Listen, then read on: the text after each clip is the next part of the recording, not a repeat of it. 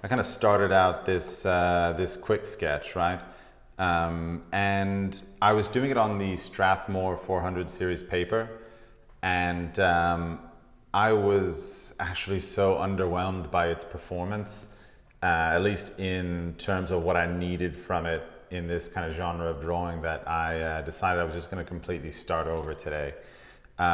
So I'm ditching the Strathmore 400 series, and I'm kind of starting over the same portrait, but I'm going to do that on this Danish cardstock that I get from Sweden. And I'm going to start out a portrait today. I'm going to make it as fast as I can and kind of get as far as I can, as quickly as I can. And I'm going to start out with just some really kind of basic tools. I've got my 0.5 millimeter mechanical pencil with 2B lead. I've got an HB pencil from Bruinzeel. I've got my mono zero eraser and a paper stump that has been used and used and used a lot, so much so that it's unraveling and I had to wrap some black tape around it. And it kind of struck me, this idea that, and I talked about this yesterday on the stream, but I'll kind of go over it here again today, just because I think I'm going to have hopefully like a little bit of a better result and a better kind of performance on this paper. That the kind of massive difference in between like the way that I draw when I'm kind of speed sketching, right, or speed drawing,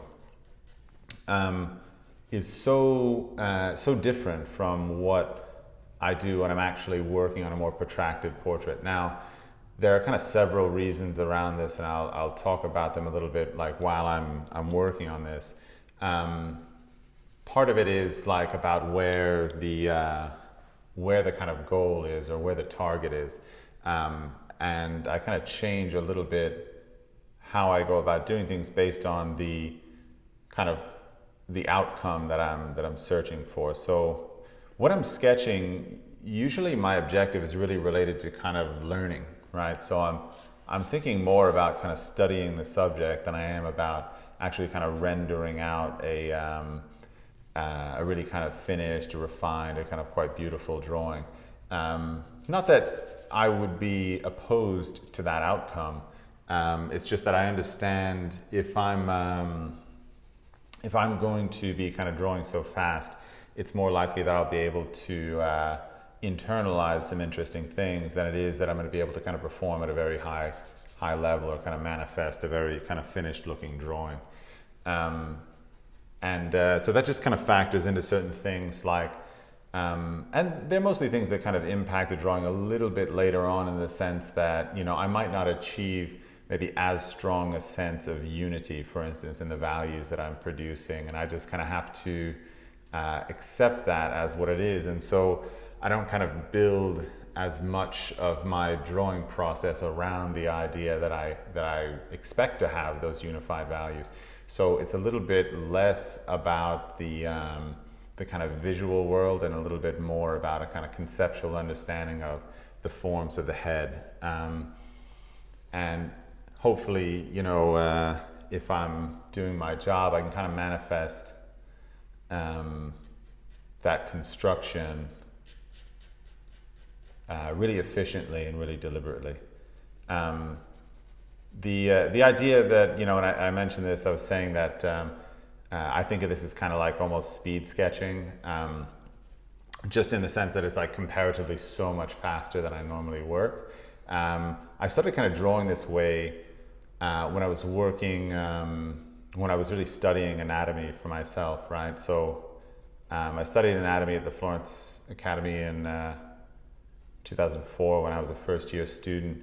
And it was mostly kind of a lecture-based class, and we would do some drawing at the end of it. And you know, my teacher, I mean, it was brilliant. I mean, just so deep a well of knowledge that this guy had, that you know, he could talk at length about what he understood of the body. It just eventually was, for me, a fact that I learn a lot better from doing things than I do from like kind of hearing about things. And so I didn't really retain as much information maybe as I would have hoped, or certainly that he would have hoped. So when I started studying anatomy for myself, I figured that I really needed to kind of get it into my hand. It needed to be like a part of my drawing process if it was going to be something that I was going to kind of apply to like real world kind of drawing situations. And that's where I kind of developed, you know, the bulk probably of this technique. If you want to call it a technique, I mean, I've honestly never stopped and really kind of codified or defined what I do in this respect. Like, you know, there are a lot of kind of sketching methods available to you out there, you know, and the one that of course everybody always asks me about is the Riley method, which I reiterate that I just don't have any familiarity with it, beyond like just the cursory, you know, glances that I've given it, you know, on a Google search. So while I can't really speak to how much this is or isn't like that. I do understand that there's a kind of template or a conceptual template for the head that is applied through the Riley method, and that's very much what I do in the early stages of my drawing as well when I'm sketching. And with that in mind, you know, just want to kind of break down a little bit of kind of what I do when I'm sketching. So a lot of it is really based on like kind of skeletal landmarks, and those landmarks are sometimes more and sometimes less apparent depending upon kind of where you're looking at the head from. So right now in this kind of deep 3/4, where the model is really turned quite far away on the left hand side, the center line is really kind of far out to the edge, meaning that I get a really kind of clear view of the zygomatic arch, and how that kind of leads out to effectively the ear. But what we're really looking at is underneath the ear and the hair and all these other things that are there. There's this depression in the skull called the external auditory meatus, and that is kind of like your ear hole, and that kind of roughly aligns with a kind of notch on the zygomatic arch where the ramus of the mandible kind of comes up and articulates with the zygomatic arch. So once you figure out where the zygomatic bone is, you can kind of follow that back to the external auditory meatus, and that will really tell you a little bit more like kind of what the depth of the jaw is. So the width kind of from the front of the face to the back of the jaw, which is a really, really kind of strong proportional landmark. It's one of the things I go for when I see a 3/4, or really anything where this plane of the face is kind of exposed to view.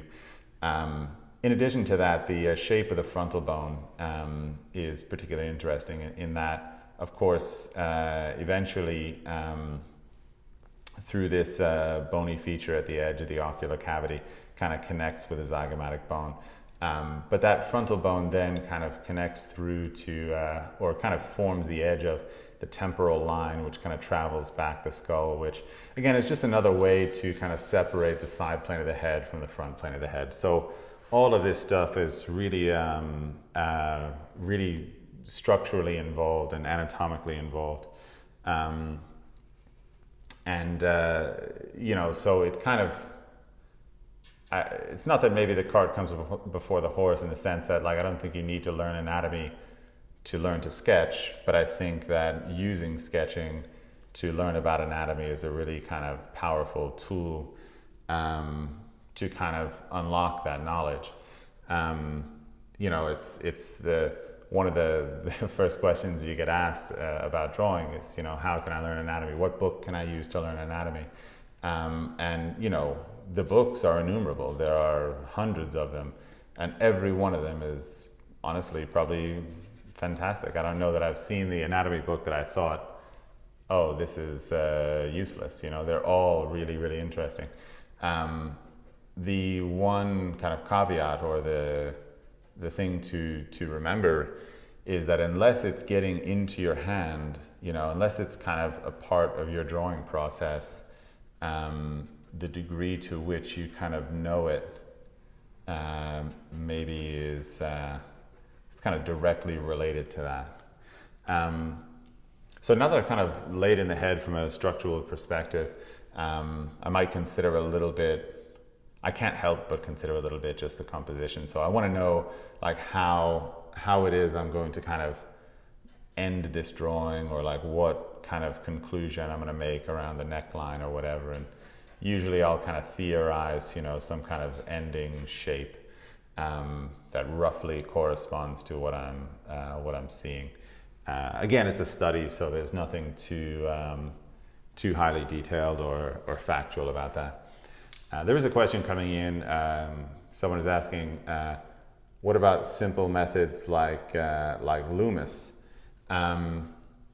Andrew Loomis, again, you know, he was one of these, as far as I understand it, and that's, you know, please correct me, and again, I'm maybe not too deep on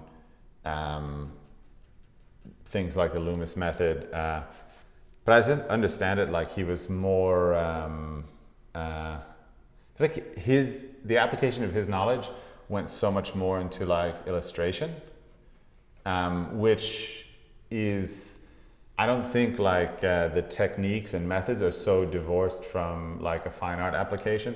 I only think that there is maybe a little bit, what's the word I'm looking for, of like a less specific nature to how Loomis was kind of drawing heads. I think when you look at the results of using that method, it usually ends up seeming like a little bit more generic. But, you know, again, I know that there's something valuable in it, just not something that I use too often or really engage with. So I'm just going to lay in kind of a very vague value to kind of indicate where some of the planes are kind of turning away from the light. So this is like my first pass at maybe the idea, or creating the idea of form within the head. And you can see that I'm not being very precious about it at all. Like I'm kind of going over almost all of the linear work that I did and just kind of smudging it around. If you kind of watch my videos, you'll know that a really, really big theme that I talk about a lot is like not kind of over committing, or if I want to just say it maybe in an affirmative way, how to maintain a sense of like breadth in your drawing, right? And when you're sketching, I think that's maybe even more important, only because there's so little accuracy at this stage that it would be really almost kind of criminal to kind of commit to a shape or an edge. And so by kind of adding this value, one of the things I'm doing is actually kind of breaking up a little bit the sense of like concrete definition of shape and form. And also, like another thing that it does, hopefully, is it starts to kind of outline a little bit of where the kind of highlight is going to flow across the form. And in areas like the side plane of the nose, where I know that's going to be like a kind of a brighter plane, I'm going to establish that straight away. You know, another kind of difficulty of sketching is that creating a sense of form is really at a premium. It's there are a few like shortcuts to creating like good, well-defined, kind of clear forms. And since sketching is something that is, of course, like it exists in a necessary realm where like you know, speed is at the forefront of what it is, we need to kind of maybe take as many shortcuts as we can. So now that I've established a kind of basic template for the head, I'm going to switch to my HB pencil and actually start kind of converting some of these more kind of loose assertions about the kind of structures of the head and the planes of the head, maybe into slightly more clarified shapes. What I don't want to do is kind of fool myself into thinking that I have some kind of resolution at this point. Everything is still quite a bit in flux, but I do want to kind of establish things like maybe a clear contour for the nasal cartilages, for instance. I'll probably want to indicate where the outside corner of the mouth is. And as soon as I do that, I'm going to be concerned with what kind of direction the forms around the mouth are kind of traveling. I'm not yet really getting into shadow shapes. I'm more kind of just hatching along the various kind of forms or planes rather of the head. And just trying not to, again, kind of overcommit to anything. Might kind of get a little bit further into the contours because, again, maybe my expectation of what's going to be really factually kind of accurate in this is a slightly limited one. I'm putting more of a premium, I think, on just kind of getting some shape and value down that kind of enhances the sense of structure and also the sense of, I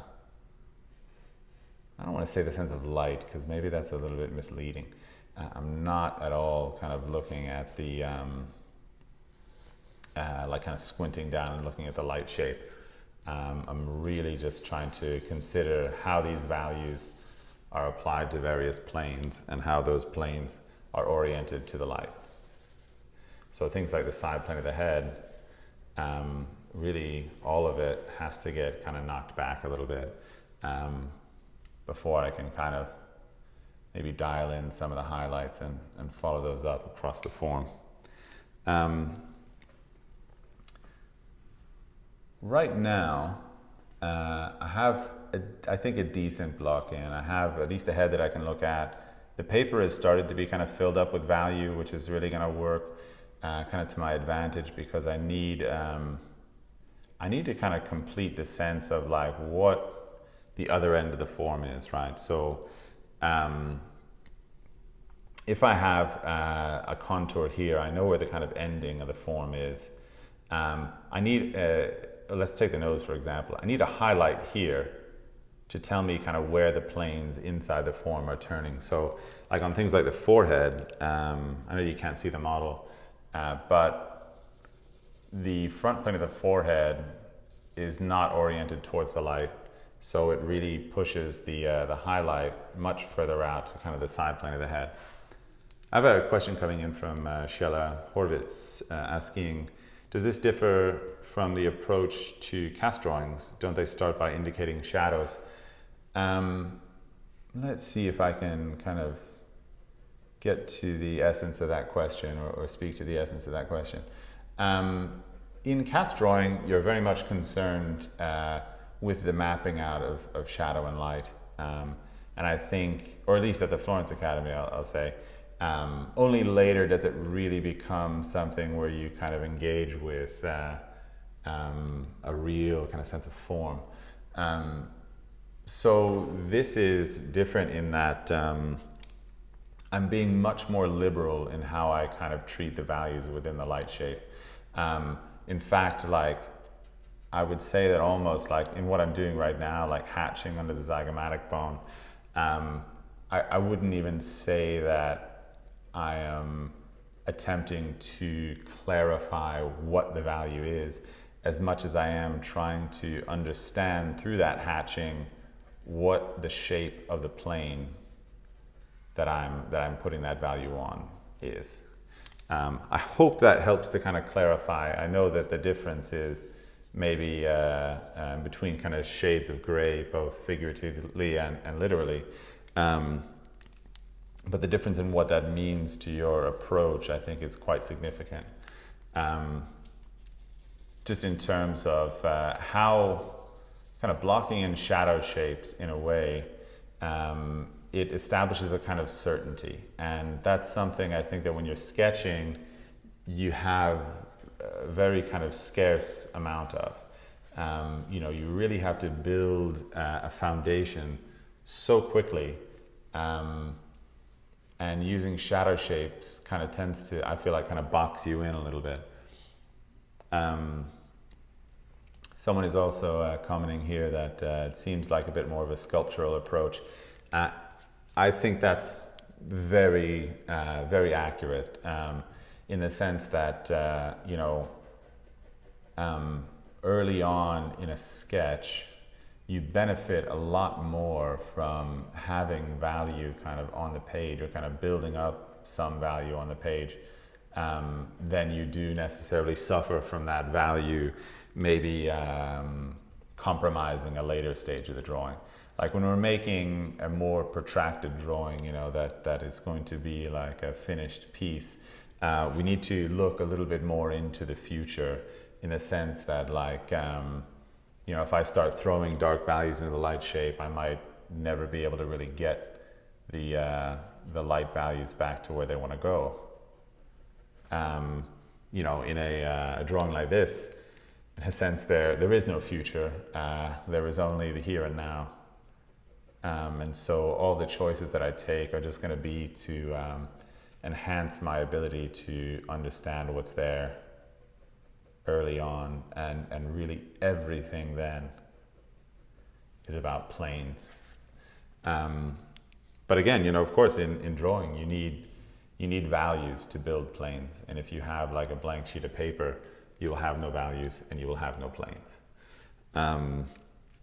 That's why I'm so keen to kind of like dive into the value quite early, is just to be able to establish that sense as quickly as possible, so that I can kind of get over that uncomfortable stage of like blank whiteness on the page, knowing full well that I'm just trying to make a drawing that represents some good understanding of the subject. So that is the difference then, I think, between drawing for the sake of like making a drawing that is finished and rendered and so on, and then drawing for the sake of study or for understanding. Both of these disciplines, of course, are essential tools for an artist, but they don't have to like conflict with each other, or even in a sense, maybe they don't really even have to like coexist with each other. Like you don't need to incorporate this into your like kind of longer drawings or your more finished work, except for the fact that like inevitably whatever you do, whatever experience you gain and whatever helps you understand will naturally kind of coalesce in your process. This is also probably like a really great way to bolster your experience kind of blocking in portraits.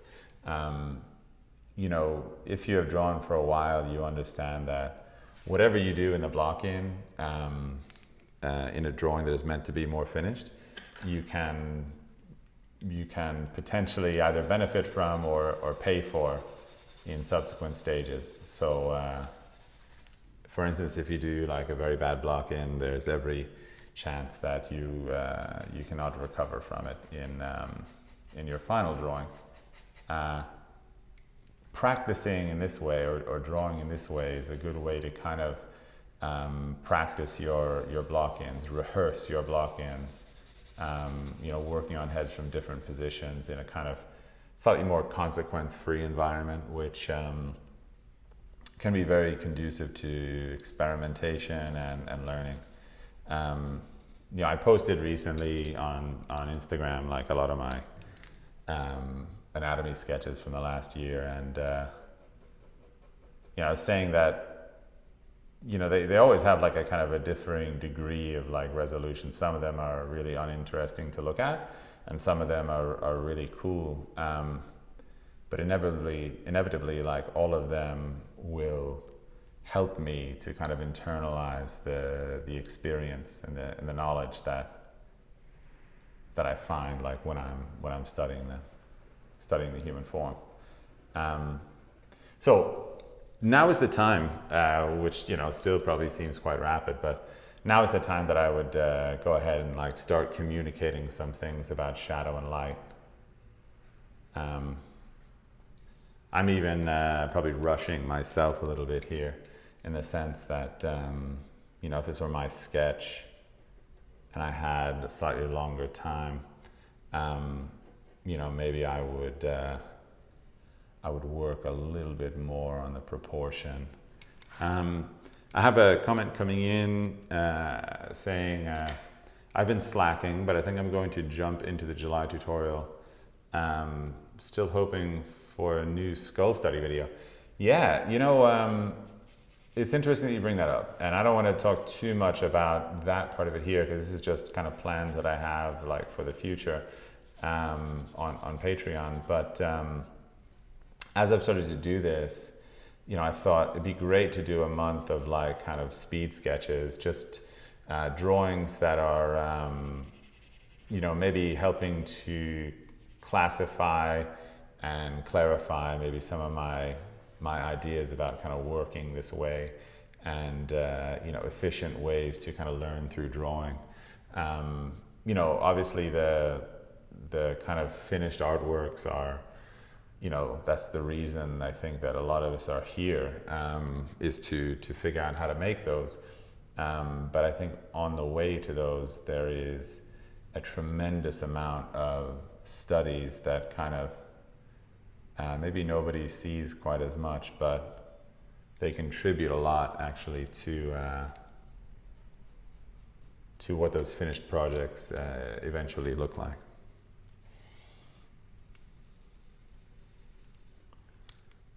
So I'm just going around and kind of pumping up a little bit the value throughout the face, so that when I put in these shadow shapes, that they don't seem too kind of alien or too foreign, in a way that they would like stand out a little bit too much from their surroundings. I'm still, I'm not really rendering them so much. I'm not as concerned with their edge quality and things. I'm just kind of making a corresponding shape around the value plane that I think would be kind of appropriate for that area. Focusing on staying very broad. And this is, you know, I talk about this during this month's portrait as well, and I think on the last live stream I did, I talked about breadth. It's just such a kind of big and omnipresent theme that, you know, we could just kind of talk for ages about it. Not only in terms of like what it is, but like how you actually do it. I think that there is a way that we kind of, we learn to draw like when we're kids, or we learn to like think about drawing when we were young. If you remember like maybe the first coloring book that you had, I don't know if all of you had coloring books, but I did when I was a kid. And you know, you start out and you just draw like a crazy person in them. You know, there is no understanding or respect for the boundaries in between the shapes. It is just an absolute cacophony of like color that you kind of toss onto the paper.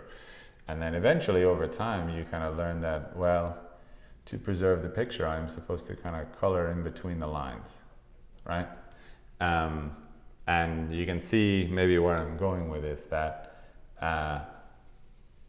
understanding how to give a drawing a slightly stronger sense of breadth is a little bit to kind of break down that idea.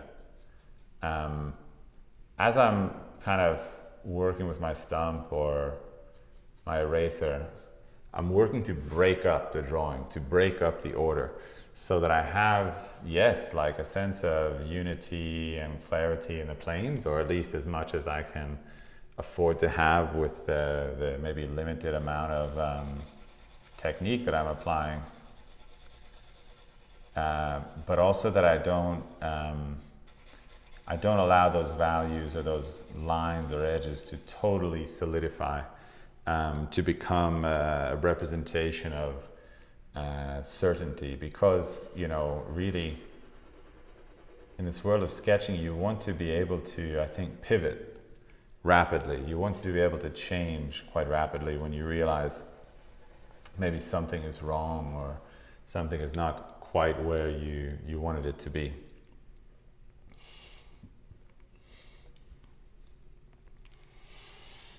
And again, that I don't think it's something that really happens coincidentally. It's something that you build for.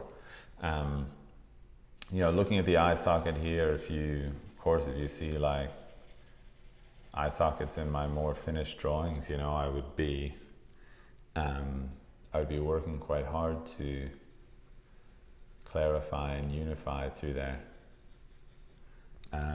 But here I don't think that's necessary. I think in sketching, the name of the game is absolutely keeping it broad and keeping it open. The extent to which you overcommit early is the extent to which you are probably unlikely to really nail the proportions or the likeness. Which, you know, is kind of the ultimate judge for drawing in a way. In as much as, you know, I like to change things in my portraits and make people look maybe slightly different than they actually look. Ultimately, if we're like learning about drawing, we have to kind of respect the idea of the likeness. By the way, I want to say, like, the questions so far have been really, really attuned and really useful and interesting. So please, if you have other questions, just keep them coming, and I'll answer them as quickly as I see them. Because it does, I really find it refreshing to kind of get a hold of where you all are at, you know, in terms of your curiosities and you know, the things that are kind of meaningful to you in your education. I know that there are like so many different stages of it out there. Some of you are at academies and some are totally self-taught. So I have another question. Stephen, do you have a typical time frame for these types of exercises? At what point do you call it done? Well, there's a few different answers to that. And I'll just, the first one is that most of this method, or maybe we can loosely describe it as a method, I developed working in my anatomy class. So those poses are often about an hour long for something like as complex as study of the structure of the skull and like facial anatomy. You know, you would take 2 hours, but really rarely longer than that. And I know that it's funny, all right, so I'm sure that actually for some of you 2 hours seems like a very long time to spend on a drawing. For people that have studied at academies around the world, like proper ateliers, you know, you can take up to 75 hours on a figure drawing. So 2 or 3 hours is really probably about the shortest time that you can take on a drawing in that world. So when I say, like, you know, not longer than 2 hours, and that's a very short time, it's really just based on this idea like that, to really truly refine something, to make something you know, of kind of excellence. You know, there's a kind of requisite time frame. Not that, maybe, let's clarify that. You can make an excellent sketch. That's a thing. And I didn't really understand that for a while. That I always thought just more refined drawings, the more refined, the cooler the drawing was.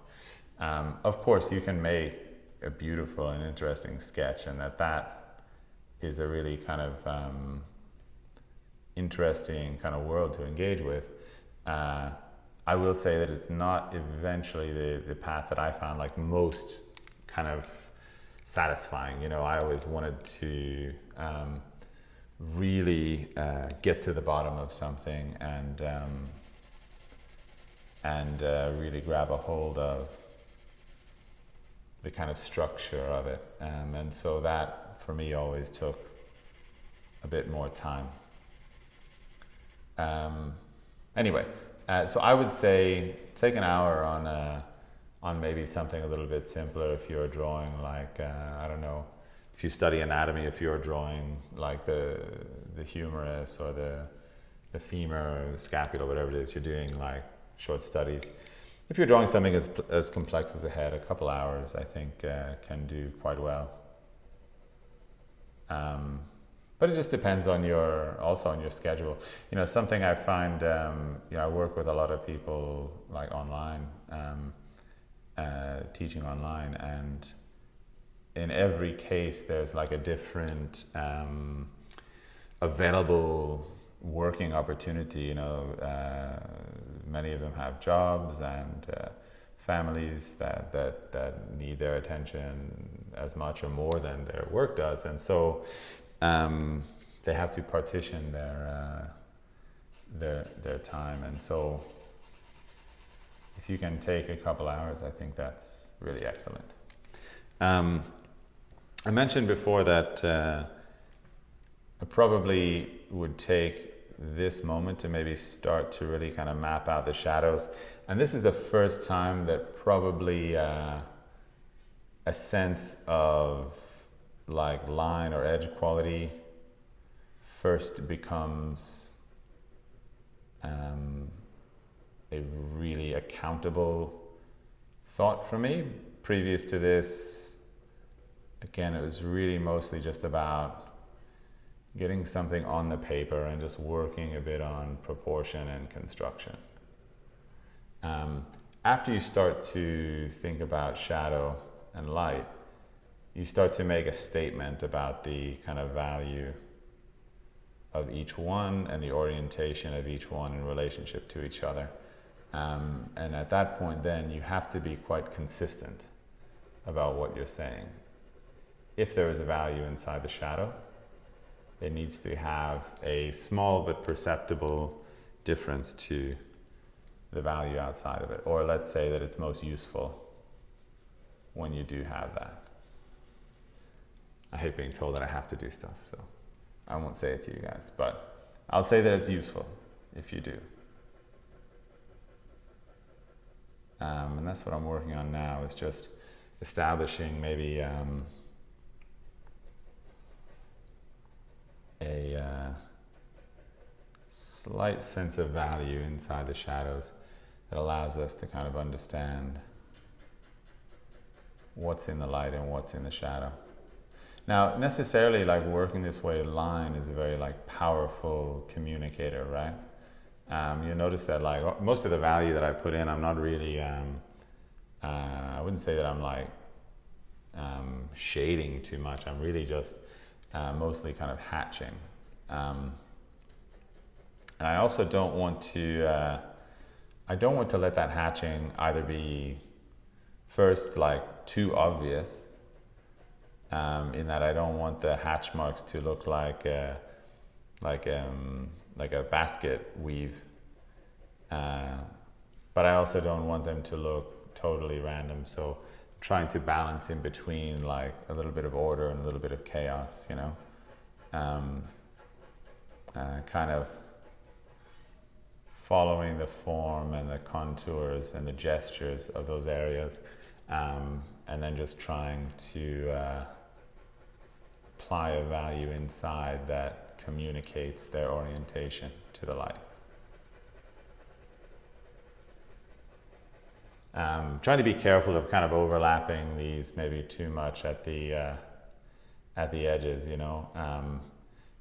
I am very sensitive to the idea of like what value I'm kind of communicating in the darks, and I don't want to kind of overwhelm these dark areas, you know, because that would maybe put a little bit too much strain on the definition of shape that I have in the drawing, which admittedly at this point is not profoundly strong. I have maybe a few shapes that are okay, but I'm not anywhere near like maybe having a really clear grasp on the accuracy that is necessary in those areas. Um, yeah, again, just quickly, thank you for the comments so far. It's actually been really kind of helpful in um, being able to kind of speak to the kinds of things that you all are interested in, as well as to kind of talk about my own thoughts. But if you have any other questions, you can just pop them into the comments. I'll get to them as soon as I can. April Hopkins is asking, can you talk about your approach to backgrounds? They always have an interesting textural quality. So backgrounds, in as much as I use them, I mean, sometimes like this drawing will not so much have a background, but you could say that really I'm taking a similar approach to like some of these areas of the shadow. I'm very sensitive to the idea that like a background or a dark value can quickly become boring if it's too even. So what I want to do is like show enough unity in value that when you squint down, it kind of bonds together, and enough diversity in the value so that when you kind of scrutinize it, or when you kind of look quite closely at it, that there is this sense of like variety and excitement in it. The margins in between those things are very, very small. So if you over unify a little bit, you can quickly become too bland. And if you create too much variety, you can quickly become a little bit too chaotic. So it really, comes down to like exercising your judgment about, what is too bland or what is too full of variety. And I mean, there's not like of course not like a textbook answer to that. There is only your ability to, I think, compare it to work that you enjoy or work that you appreciate, and through that try to understand what your goals are. And maybe that's the best place you can be as far as kind of describing the background. It's just try to have a vision, like an artistic vision, I think, about what the background should look like in the world that you're drawing. I was always kind of blown away looking at Rembrandt's backgrounds in his self-portraits. Not all of them are like totally amazing, but there are a couple that are just way out there. I mean, the stuff that he's doing in his background is like, they're like Turner paintings, these landscapes by this English painter. I think it's JMW Turner. But they are absolutely kind of worlds unto themselves. And, it just kind of struck me what's possible in a background. There's no reason that a background has to be so unified or so still. You can really go out and kind of push the envelope or push the boundaries in a background. So let's see, I'm about 45 minutes into this one, and maybe I've gotten to at least a place where we can see that a head is on the paper. At least that's a good start. I think that for me, in terms of like where I'd like this to be, I'd like to get a little bit more into the definition of the features.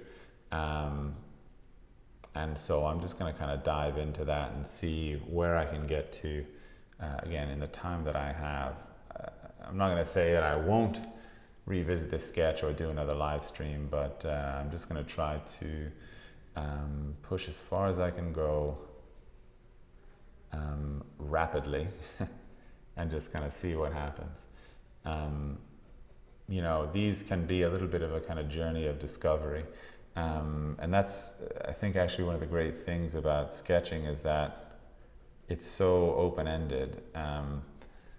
You know, you can experiment on something. You can try something that you have been thinking about but been too, I don't know, nervous to do. In like maybe one of your drawings that you're doing that is a little bit longer, a little bit more full of consequence, and you can try it out in these sketches without a fear of like what will happen afterwards. Because probably like, I don't know, probably half the sketches you make, you'll just throw them away right after. Or at least that's what I do. I mean, like it's you know, when I'm sketching, you know, anything can happen. You know, you can be brilliant or you can be not so brilliant. And the consequence is, or the result rather, is very similar, you know. You just get on to the next. I don't think I'm going to have time really to invest too much in the hair. So I wonder if I can get like a little bit further within the head itself.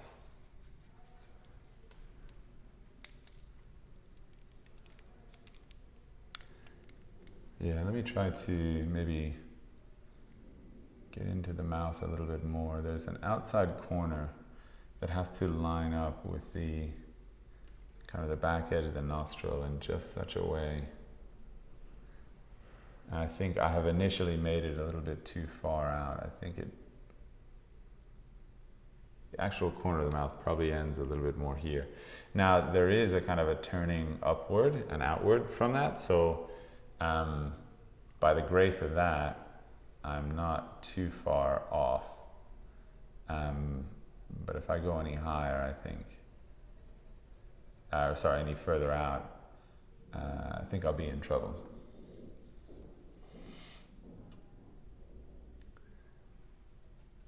Maybe the difficult thing in live streaming is that sometimes you actually need to really concentrate on it, on what you're doing, which is the place that I'm in right now. So if I'm a little bit more quiet, you'll have to excuse me. Some of these tighter shapes around the philtrum and the mouth, you know, the margins of error are like so small. If you mess up like a millimeter, it's like a huge shape, right? So I'm just trying to map out my plan a little bit more than I have now. And see if I can do something good here. So if there's like a last round of questions, I think probably this live stream will automatically end in about 10 minutes. Instagram has a 1 hour limit to its live streams. So after that time, it's going to just shut off. But I'll probably go right up to the wire in my optimistic push to get this drawing somewhere. And again, like I said, you know, I might stream the rest of this again, or maybe continue on this drawing a little bit, because maybe 1 hour is a little bit short for a head like this, but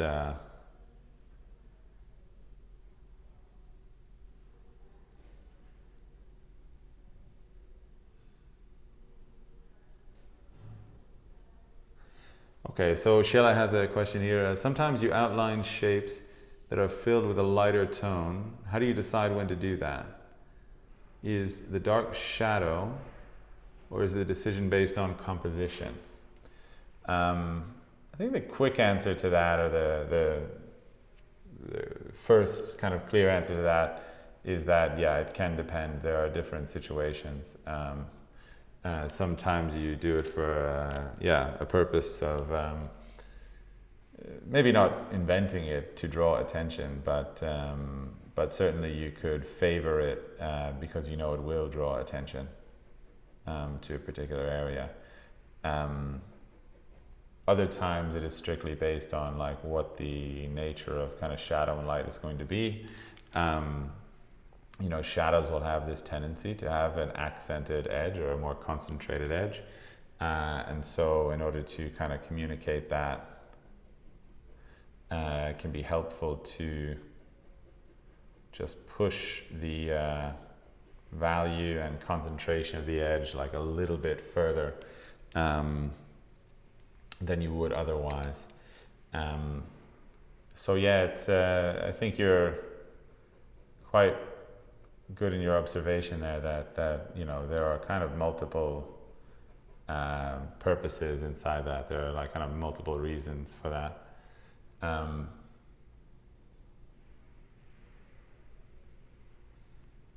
And each one, you know, gives its own kind of sense of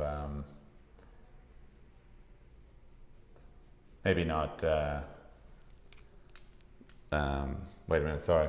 I was concentrating on something and I lost my train of thought, as is so easy to do in live streams. Yes, so Sheila, very good question. I hope I was able to speak to it with some degree of coherence.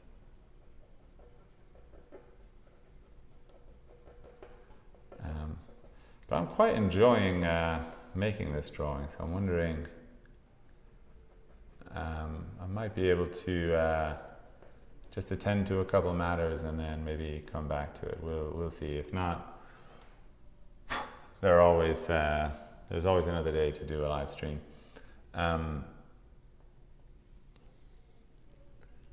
Okay.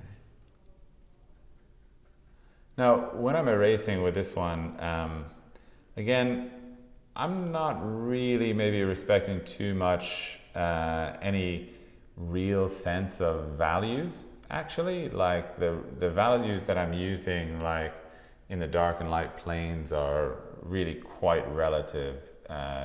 You know, in the sense that they are they're not represent, like if this is a highlight, that doesn't mean this is like a literal value orientation.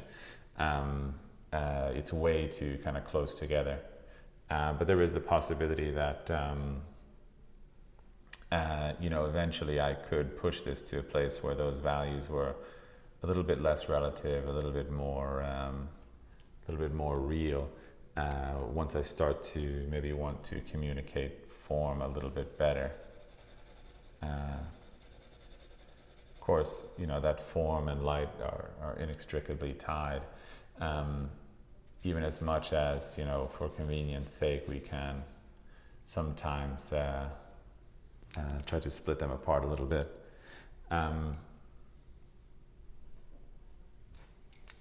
Okay. So, looking at it now, there is maybe a decent sense of lightness. I'm not maybe over the moon excited about that aspect of it. There is some clear sense of structure, but probably that is something that needs to be built a little bit more. I think I need probably a slightly deeper sense of value in some of the darker areas. That's going to mean just a little bit more unity than I've given it so far. If I get that, I could probably have a decent time kind of working with the form and structures within the light shape. But that's all kind of dependent upon being able to give it a little bit more time. Something useful to kind of take away from this really is how all of the value here, or to a great degree, like a lot of the value I've applied with my pencil, really is coming in the form of hatching, cross hatching in particular, right? And that that cross-hatching has an effect of creating a kind of a series of straight lines. These straight lines are very useful in communicating form in planes. It's not so often that that I'll get into shapes that are how do I want to put this? Curvy, I guess, is what I'm thinking of. But from a technical standpoint, sketching can be both organic and also can be made using quite straight lines. There really isn't a conflict in between those two things. And so I would encourage you, when you are sketching, to try to continue to think in straight lines as much as possible. Straight lines have a kind of, in a way, an almost automatic, what's the word? Correlation, right? To structure and clarity and design. So try to stay away from maybe lines that are a little bit too over elaborated or a little bit too curvy and full of sort of variety and so on. Try to lean very heavily on clearly kind of articulated angle breaks. But that is going to be all for today. This is about as far as I got. Again, I'm looking at it and thinking, oh, if I had another hour, I'd be able to get so much further. But let's see, maybe I have the time to come back to it, maybe not. If not, I think speed sketching is still, or because of this, is something that that I think is a really useful and kind of viable subject for us to talk about. And I think I'm looking forward to actually kind of incorporating that into the tutorials that I'm making. I think next month I have an oil painting planned, so it might not be immediately, but it's definitely on the menu. So if you enjoy that, just stick around.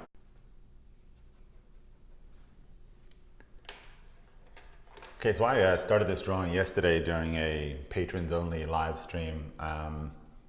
This is for just Patreon supporters to kind of answer their questions and also do kind of a live demo where we're kind of communicating. But I got an hour into that and I kind of liked where the drawing was going, and I was kind of getting a little bit more into this idea of kind of speed sketching and how fast could I kind of produce a study. And talking with them, answering their questions and things, it really kind of dawned on me that for students, on top of kind of making longer, kind of protracted studies and drawings that are meant to have a very concrete product arrive at the end of it, that also this discipline of kind of drawing quite quickly in order to be able to kind of study things like proportion and gesture and construction is of course really important. And that's not surprising. It's just not normally the thing that I've focused on with them.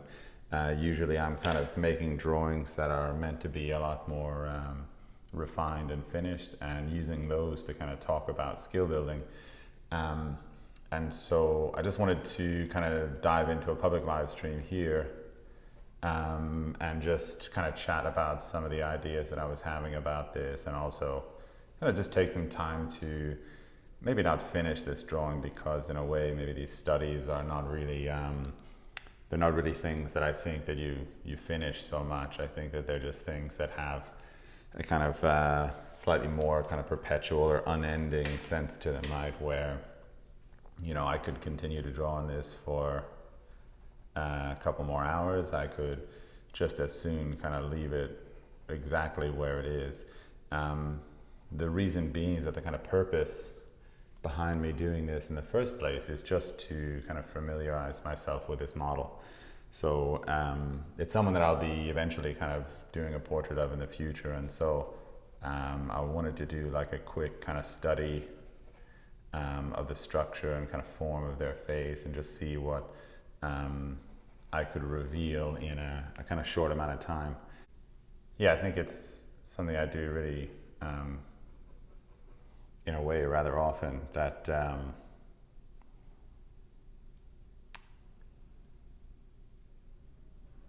you know, like in a drawing like this, I kind of expect to just kind of internalize information, right? This is just for me to kind of figure out what I'm working with, in terms of like, you know, how the forms of that model's face are oriented, and what kind of the light source and lighting situation is kind of most interesting to use for them. Like when I do the kind of longer version of this portrait, I might not even really choose this pose. You know, so often I find that like I'll get quite enamored with a pose that then later maybe I discover it wasn't it wasn't actually quite as interesting as I thought it was. So like you know, before I kind of invest all of my kind of time and effort and material, I want to be sure that, you know, that's going to be in a place that is most useful, right? Or the application is the best. And that means, you know, kind of testing these things out, because there is a way that like, you know, when I think of a portrait that I want to make, in my head, it's always really excellent. You know, the pose is beautiful, the form is revealed, the character of the model is there, the look in the model's eye is like really kind of resonant, and you know, that's the way that I think like an optimistic artist's kind of process kind of lends them to, right? Like where, of course, I don't imagine that the composition that I'm dreaming of is bad. I think it's probably a good one.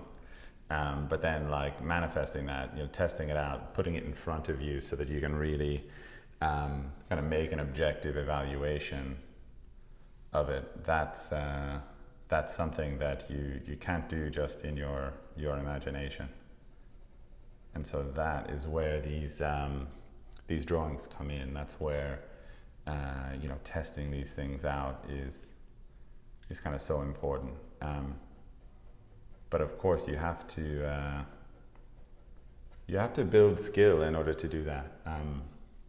Each different kind of drawing, I think, requires a different set of skills.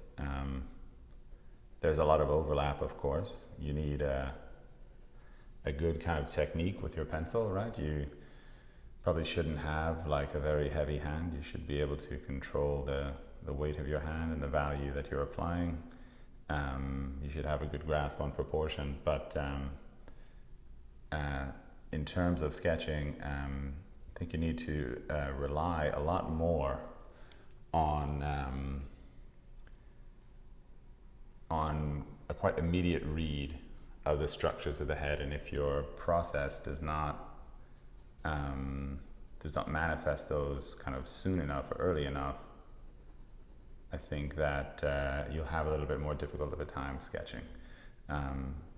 So when I say speed sketching, of course, I do mean in a way that, yeah, things just go quite quickly. Like I just, you know, draw a lot faster. I use values a lot earlier. But there's kind of, there's maybe more to it than speed. There's a different kind of elaboration of process. And that, I think, is what I want to get into, maybe not next month on Patreon, but I think probably the month after that. So maybe when I start making the videos for September, I think I'm going to do like a really like stripped down efficiency kind of study, you know, looking at, you know, what it takes to Someone's saying that they can't see anything. They can't see any video. Is that true? None of this is showing up?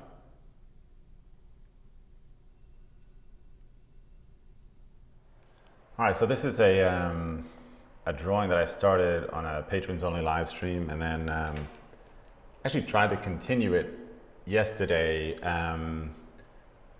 but Instagram's live stream, or Instagram's kind of everything, was like totally out of whack, and so like I couldn't actually couldn't live stream at all. So I thought I'd kind of come back today and try to see if I could get it right and kind of finish up this drawing. Or maybe like at least as much as I can kind of call a sketch really kind of finished, you know. The subject of this, of course, was that I want to actually get a little bit more into on my Patreon page the idea of kind of quick sketches, and how there is a way to draw. I think if you are trying to study something, that can be quite useful, and there's a way also that you can draw when you need a more kind of you have kind of a more result oriented project. So in these quick sketches, you know, I'm just trying to like assimilate information, and so I'm kind of letting my technique be a little bit rougher, well, maybe actually quite a bit rougher. And that's like, you know, that's something that I think is kind of baked into the objective, right? So if I understand that I don't need a super refined result, that allows me to be, I think, like a lot more rapid. So if anybody has like questions about things, just pop them into the comments, and unless it kind of goes by too fast, I'll try to get to it, but thanks already, whatever, for who's like kind of tuned in. Yeah, this portrait is yeah, just of a former student. Actually, she just graduated from the academy, so someone I've known for quite a few years. I do also have like a ton of questions from Instagram. A couple of days ago, I just put out like an Ask Me Anything request, and so there's a lot of a lot of stuff that I could kind of get to from that as well. So let's see. I'm going to start with one that is it difficult to study at the Art Academy? So I teach at the Florence Academy of Art in the US, and I mean, I found, you know, when I originally went to school, that yeah, I mean, there are like really kind of significant challenges when you actually kind of put yourself into the process of kind of learning to draw and paint this way. Not least of which is the fact that like you're going to be drawing in a model room with like probably 14 other people, and kind of getting critiques on a daily basis on your work and your progress. And you know, coming from like, I didn't have a ton of like formal education before I went to the academy, so you know, I found it, you know, really quite intense, and like it was a really big adjustment for me as well. So yeah, I think it is, you know, pretty challenging to study at like an academy that is focusing on like atelier-based training. And I don't think though that it's like insurmountable. It's just a matter of like probably things that you have to get used to. It's not the same as when you're just kind of drawing alone in your studio, and it's not the same as when you go to like an art university where maybe you're a little bit more kind of anonymous, and you kind of go to your studio classes, and you know, your teacher kind of gives you a review at the end of term or whatever. This is something that's probably considerably more, I don't know, I don't want to say like invasive, but it's definitely intense. Someone is asking here, like, how large should your practice sketches be if you're doing them on a regular basis? And that's Lears Nick, and I can't pronounce your screen name. Sorry. But how large should your sketches be? I mean, this one, you know, if you look at the size of my hand, maybe it's about the size of the palm of my hand. You know, I find that fits kind of for a drawing like this, where I've probably spent about an hour on this drawing, right? And so you kind of want to consider like how much time you have, and also like what your goal is. You know, I tell my students all the time to like try and hit that kind of 100 heads mark, right? Where if you really want to be like a portrait artist, that you kind of have to hit this critical kind of benchmark, right? Which is, you know, you could roughly say that 100 heads should produce enough, what's the word, experience for you to be able to kind of understand how to learn very well about portraiture. So I think you just want to look at how much time you have and how much space you have available to you. Like this one's quite small, but a small sketch can be like a really great thing in the sense that it's like it's not too kind of demanding in a way. Really, because the key also, you know, is probably a little bit less the size and actually more just the fact of like getting them done, right? You know, I mean, someone was asking, I was answering a question about like academies earlier, and I think one of like the features of an academy or an academic training that is so useful is that you're really kind of put into an environment that's highly motivational, right? You know, every day, you know, at 9 a.m. you kind of get into the studio and you're kind of working and your colleagues are working, and it's just an environment that kind of spurs you onward, right? And, you know, that kind of environment, you know, that's how you get those hours in. Whether or not you have like the capacity to just kind of do it on your own, which, I mean, you know, I think that the most kind of tenacious among us probably does have that already. But really not everybody kind of starts out from that place.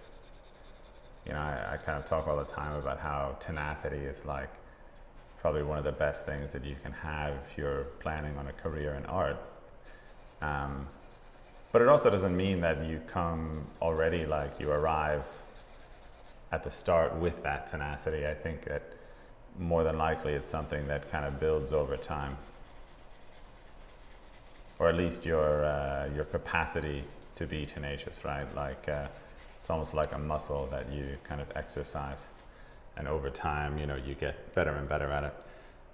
Someone's asking, EXVella is asking, do you have a favorite master that you enjoy doing master copies of, or who you've learned the most from?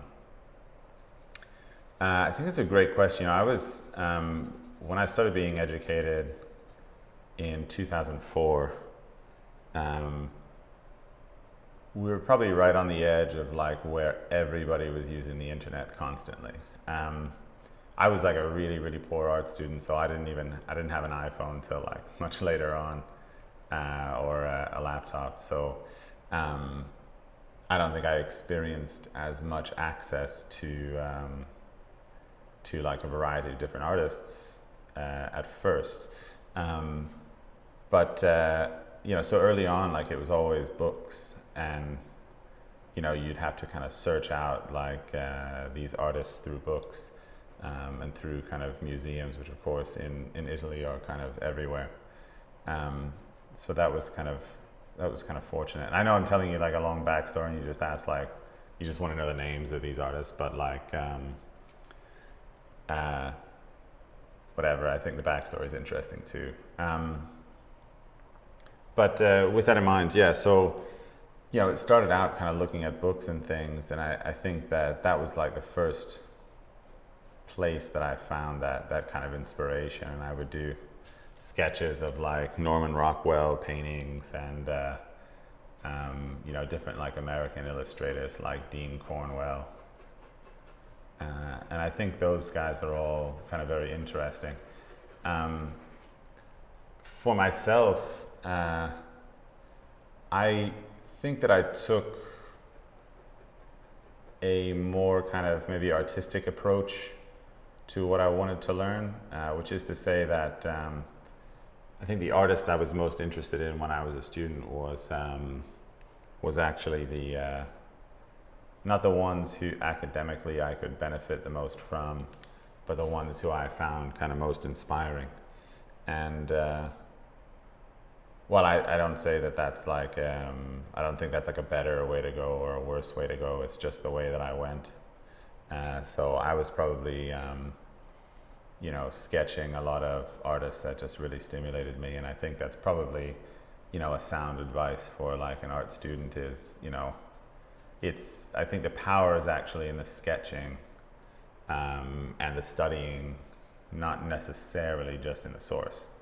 Now that being said, like there's probably a plateau that if you're like doing sketches of Thomas Kincaid paintings, you know, maybe there's a kind of a more rich source material that you can go to for inspiration. But you know, anything beyond that is probably really good for you. But you'll never do badly to like look at artists like John Singer Sargent or you know, really a lot of like artists from the 19th century.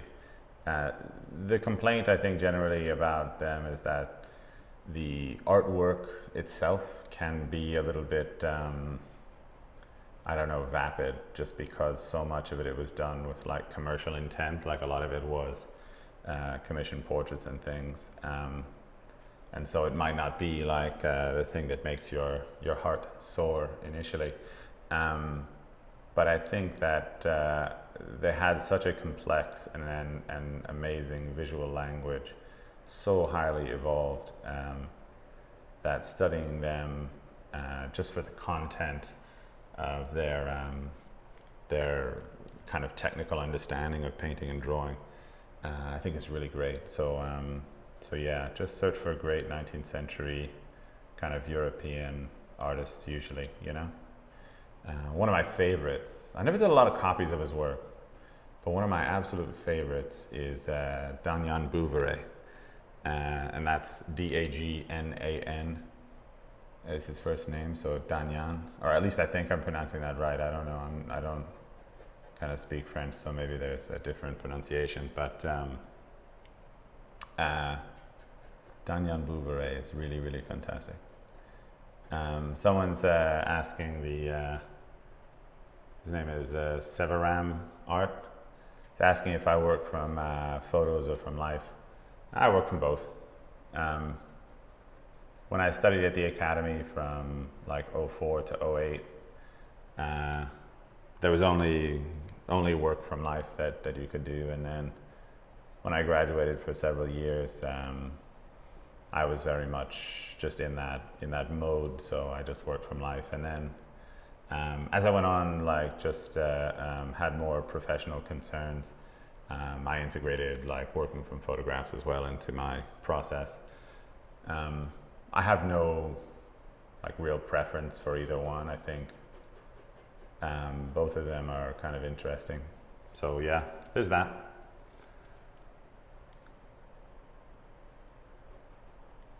So yeah, listen, thanks for all the questions. And again, if you have more, just type them into the comments and I'll see if I can get to them.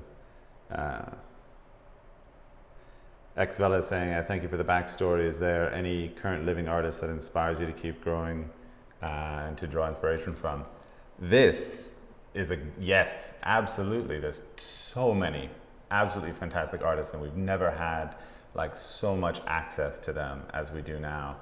And like every day I am so grateful that like social media exists and it's become this platform where you know, artists can like kind of connect and seek inspiration. It's done so much for the industry, like from a practitioner's standpoint, that yeah, it's just an eye opener, you know. I mean, again, like I said, like I started out in an era where, you know, it was not, social media was not kind of proliferated in the way that it is today. And so the connections in between artists, though meaningful and interesting because they were in person, they were just a lot more rare. While I have actually gotten to meet a lot of the people that whose work I admire just by the factor of like kind of living around New York. I live in New Jersey, like just across the river, but like living in that area, kind of everybody winds up coming through here at one point or another. So you do kind of get to meet everybody in person as well. But it usually starts out online. So yes, to your question, are there contemporary artists that I'm really inspired by and that kind of drive me forward? Yeah, so let's start with like the one that I think was like one of my earliest influences and really I still look at and I so admire his work, and that's Charles Weed. He's just actually joined Instagram not too long ago, but he's a painter that, like, I think if you ask a lot of the like contemporary representational artists right now that are like certainly ones that I know around New York, you know, his name's going to come up a lot. He's someone who I think that we all really enjoy his work and admire, very much for the fact that he does have this particular vision, right? That he's kind of tied to. You know, he's certainly, like, his work is representational, but I don't think that you'd never really look at his work and think that it's kind of what's the word I'm looking for? It's like it's not photographic in any sense. Like it's his own kind of world that he's creating, and you know, it's incredibly beautiful. You know, and he's someone, he lives in Denmark now, but he's someone that, like, I got to know when I was living in Sweden, and you know, just such like kind of just one of these personalities that just, he seems to have like two people's personalities worth in his body, and he's so like kind of creative and thoughtful. You know, it's really just great to kind of be around people like that. Other artists that I find really interesting, I mean, I'm sure like everybody here watching kind of knows, but you have to look at Colleen Barry's work right now if you're kind of looking at representational art and learning to draw the figure. I think she's someone that's doing it like at an incredibly high level right now. So that's two. I mean, the list could go on. I mean, as long as I kind of keep meditating on, you know, this question. I mean, there's almost you could almost have no end to the artists that are out there, I think, doing really interesting stuff. And I find that, you know, I know that for some people maybe it can feel like threatening, or like that the world is very competitive, and, you know, I think the professional art world is really quite competitive. But at the same time, like, a lot of these people are just people that you are eventually your colleagues. You know, you don't have to feel like threatened by them, or that your work's not as good, or you just, yeah, they're just people too. They probably feel like a lot of the same things that you feel anyway. You know, if you feel like, oh, my work's never good enough, or this or that, you know, we're all kind of experiencing some version of that,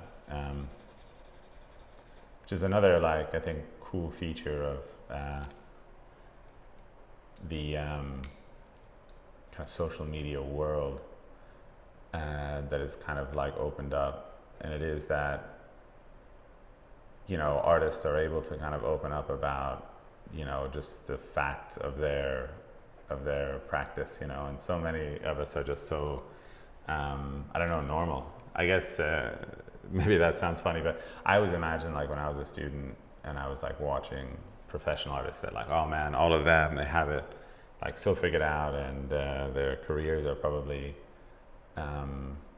you know, like they're just, you know, doing so well at everything. And I think everybody has more or less the same kind of worries about their work and about their career. So kind of helps you like get over it a little bit, you know. It's you know, that insecurity is just kind of a hurdle that eventually you have to like pass over if you're going to progress. So I hope that answers the question, or helps to answer the question. There are some questions coming in that are in a language that I don't understand, or that I can't read. So I apologize for not being able to get to them. I would be happy to get to them, but I just the language that it's in, unfortunately, I don't understand. If anybody does understand, feel free to translate it, or yeah, put it into the comments so that I know what it is. Yeah, sorry. But so yeah, I'm pushing this drawing a little bit further, and some things are kind of coming together. I'm starting to get a little bit more kind of unity in planes like this. So that's good, but it's certainly something that like takes a lot longer when you're sketching to kind of attain that sense of unity. The payoff, though, is that you do have like this incredible sense of structure that enters into it at a much earlier stage than it would, say, in like a drawing that you were going a lot more slowly while making. Mustafa Mahmood Art is asking, how do you avoid the glare of graphite? This is an interesting technical question that I've only ever really found kind of one answer to. I'd be curious as to whether or not somebody else has another conclusion, but in the kind of 15 years or so that I've been working in this medium, I've only come to understand that actually by not making my drawing very dark is the only way to avoid the shine of graphite. It's just built into like the nature of this material that if you go very dark, you will get very kind of shiny areas. Now, that answer is actually kind of like half an answer in a way, because the real point of that is that you have to organize your values in such a way that you get a strong kind of believable sense of contrast without actually having that contrast. And so it's a matter of like kind of how you key the drawing, which is a complex subject that requires, I think, a lot of conversation. Most of that, you know, I do on my Patreon videos, but yeah, maybe I can get to it a little bit later here. So Severam Art asks, where do you draw your inspiration from for new work? Yeah, this is, I really love the question of inspiration.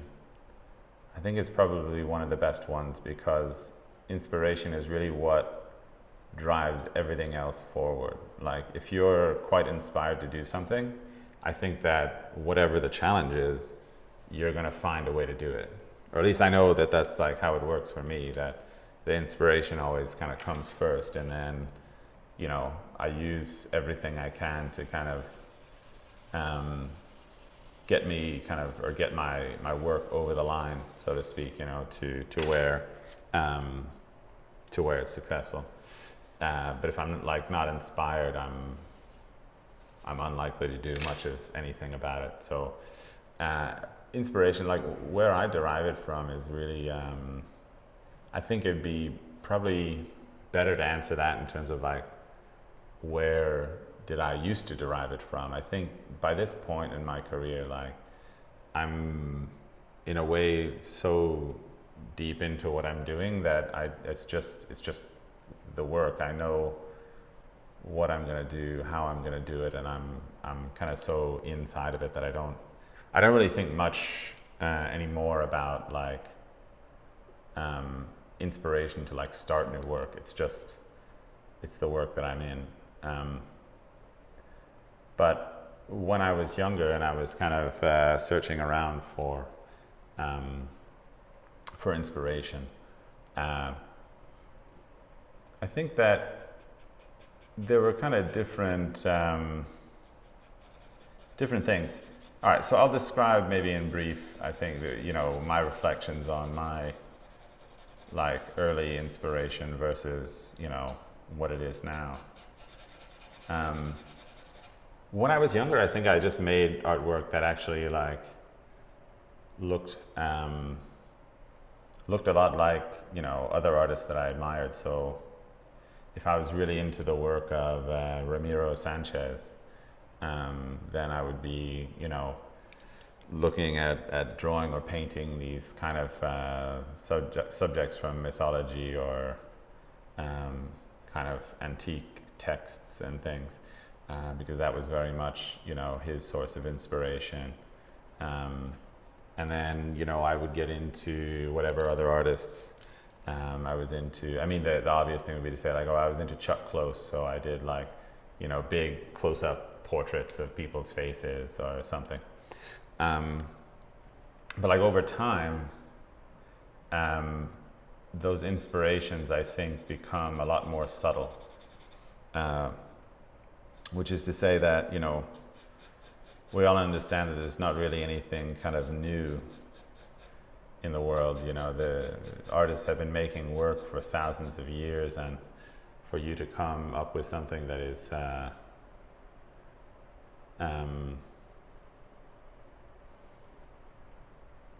sorry, there's a few questions coming in. I'm kind of missing some of them, I know, while I'm answering this, so please excuse me for not getting to them, but I just want to get slightly deeper into this one. Yes, so as time went on, I think that I realized what parts of the inspiration from those artists I really felt and what parts were not really something that I felt. So I loved, actually in Ramiro's work, for instance, I loved his sense of design. It actually wasn't the mythology that I was excited about. It was more like the design in his paintings and his application of paint and a lot of aesthetic issues that I was really drawn to. So in that sense, like I understood what the inspiration was about. I think I needed a long time to kind of digest it. And that's maybe what I would say for people looking at their own inspiration right now, is that maybe don't draw your conclusions too early or too soon.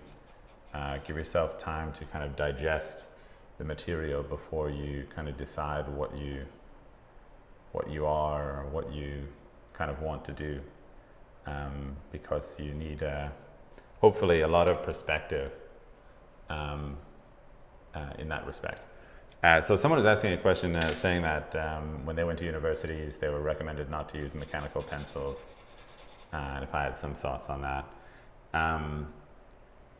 Well, I use them, so I think that it's probably pretty safe to use them. There are, well, I could actually talk about this. I think that there are teachers who, for the sake of convenience perhaps, will say that you have to do this and you can't do that. In this way, they're just trying to create I think a clear pathway for their students, in order to, I think, get good at something, it's helpful to be consistent and to practice it repetitively over time. So I think what these teachers are doing are just trying to set some guidelines that you will follow. And in order to convince you to do that, I think probably they use this kind of definite language. You can't use mechanical pencils to draw, for instance. But this is neither true, I think, in any situation. So, take it for what it is. It is a part of a recommendation that they want to make based on their beliefs. And just like with inspiration, you must take the good parts and leave, or let's say this, take the useful parts and leave the parts that are not so useful. That would be my opinion about that. Yeah, so someone asks hard graphite pencils over soft graphite pencils. I think that it's more of a both and situation there, so that I definitely use hard and soft pencils in making my work, expressly because each one is like a tool that does something different, and you need to do both of those things really. So there's another question from Xvela saying, I'm going to keep picking your mind. Any books, mythology, stories, music, religious themes that you've attempted or would like to take on in the future? You know, this is really interesting, I think. And I'll say why. That subject matter for an artist is always, I think, a complicated thing. And we look to art history for some answers about what we should do, and we find so many different expressions and so many different fields of study and expertise, that it can be hard to understand like the purpose of each one. But I want to reflect on an artist, I think, who represents very well, I think, our contemporary feeling for subject matter, and it's Andrew Wyeth. Now, whether you like Andrew Wyeth's work a lot or a little bit, or you don't even know who he is, doesn't matter so much here. But just to say, he paints very like common subjects, you know, things, you know, farmhouses in the countryside and the people that live in those farmhouses, and you know, it's just something that is in a way very, I guess we would say, like it's very ordinary, it's very normal. Everybody has been around that in one form or another. So it's not that he's like painting the Pope or the Queen of England or I don't know, the Taj Mahal or whatever like amazing attraction. But looking at his work, I think that you could see in it the same kind of like meaning and the same kind of intensity of feeling that you would see in a lot of work that is of these more, what's the word, more highly, what's the word I'm looking for? I'm lost in a thought here. Subject matter that is more sought after, that seems more special on the surface, that is more highly regarded, right? So like a random person living in a farmhouse in New England versus the Pope, right? Which one of those should be more meaningful? Well, we would commonly think that maybe the Pope should be. He's a very important person to everybody in the Catholic world. But again, I think that if you look at the work, what you would see is that there's the same kind of level of intensity of feeling in Andrew Wyeth's observation of just a simple subject. So what this points to, I think what's eventually interesting about this is that I don't think the meaning is in the subject. The meaning is kind of in you, in a way. It's in the way that you look at the subject. So that's my feeling about that. Someone is asking that I'm not smudging very much. Is there a reason for that? Yeah, this is, in this sketch, I'm relying a lot more on kind of hatching to add structure. And also kind of the end point of this drawing is not one that's going to be like super refined. It's more just a kind of a study, just a sketch of a person that eventually I'll do a portrait of. And so I kind of want to gain some experience or knowledge about that person. And so that's the purpose of this sketch. Do you recommend, Mustafa Mahmoud is asking, do you recommend Charles Barg course, or should students draw only from life in the beginning? You know, we do the Charles Barg course at the Florence Academy, and you know, it served students really well for, you know, the past 25 years and in the 19th century before that. So, you know, you have to say that there's, of course, a a utility in the Barg course. I would say that, though, if you're intent upon studying Barg, that actually probably the feedback that you get from working with instructors while you're doing that is as important as the fact that you are studying Barg. The language that he's using, the visual language that he's using, is one that is very particular. It's not, and this is, understand, this is like me having been in the academic world for the last like 15 years. You know, you can do what you like, draw from it or don't draw from it, but I'll just say that, again, there is a visual language there that I think kind of requires a lot of interpretation, and there are instructors who have been interpreting it for many years now, and you'll get a lot out of it working with someone like that, more so than you would just working on it on your own. But you must do what you have to do, right? Sebastiano Rama is asking, do you hatch in only one direction? How does your pencil grip help your control? I kind of hatch in any direction that is useful. And I would say that in terms of, you know, how to hold a pencil, there's definitely a way that holding a pencil can enhance your control.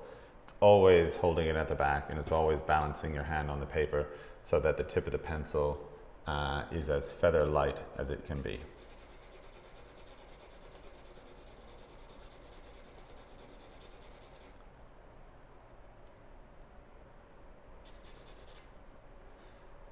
Yeah, again, there were some questions that I know I kind of missed while I was talking about some other ones. So if I missed you, you have to excuse me. And if you put your question back in, I'll see if I can get to it.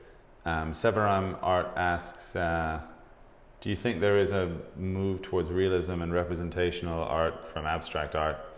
Probably depends upon who you ask.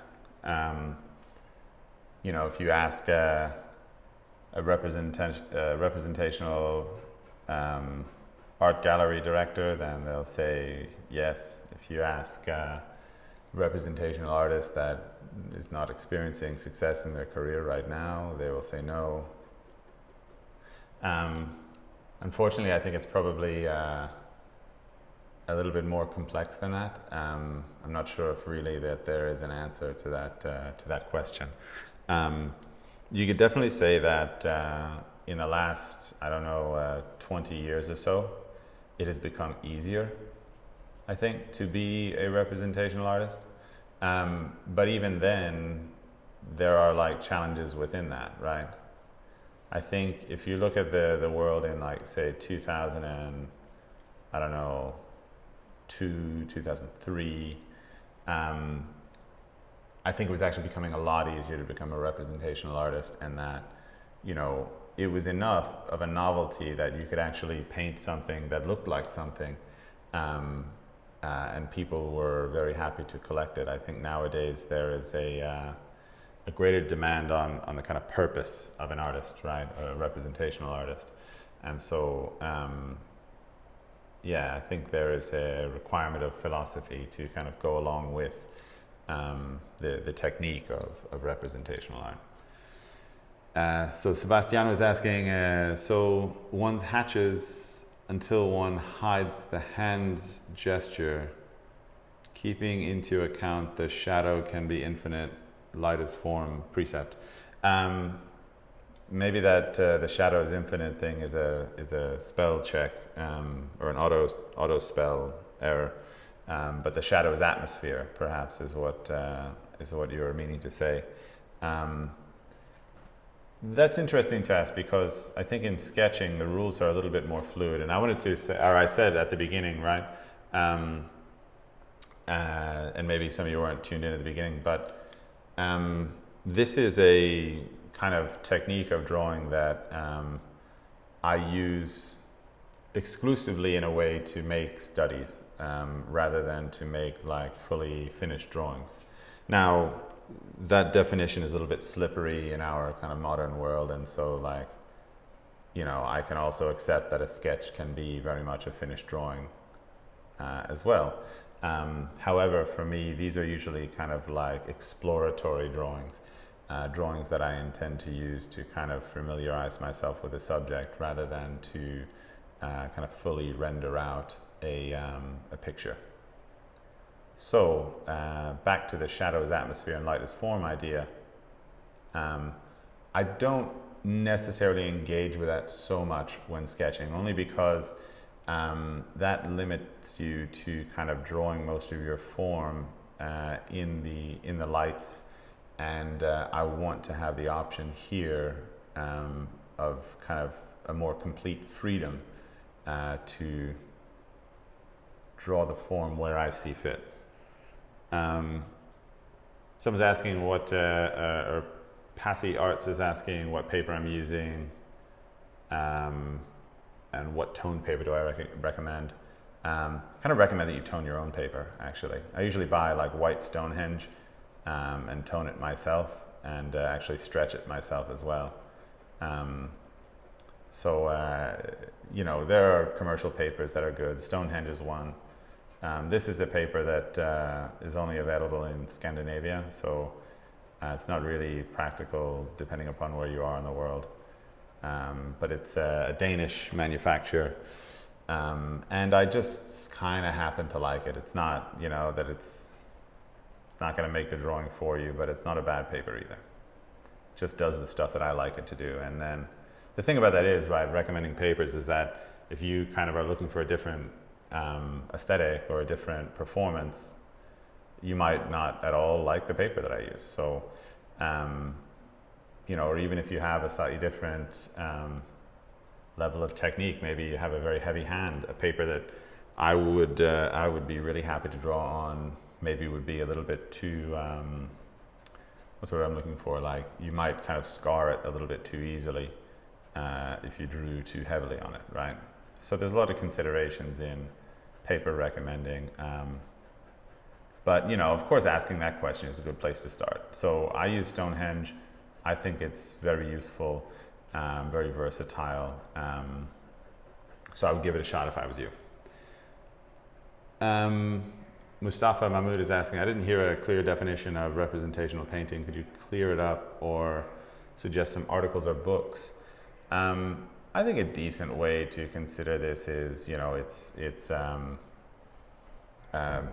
painting stuff that looks like stuff, right? There's actually I think it's a blog that's out there by, I wonder if it was David Gluck, who made a blog called, I think it was like painting stuff that looks like stuff. But effectively, you're just trying to create an